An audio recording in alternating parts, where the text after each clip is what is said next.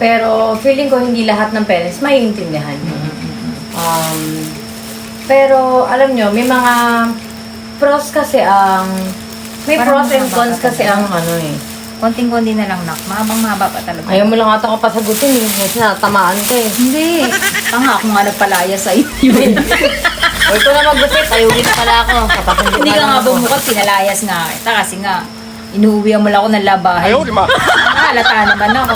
Uwi ka na lang doon sa pinupunta mo. Doon ka na bili ka na lang ng sabon yun. Alam mo yung buhok ko, yung parang yung sa ano, yung may pula dito sa dulo. Ang ganda rin eh, no? My love mo. Maganda ka kasi. Yun. Kaya pinalayas mo pa rin ako. Pero uwi pa rin ako. Hindi siya bumukod, pinalayas ko siya. Oo. Which is alam niyo naging maganda rin ano sa akin.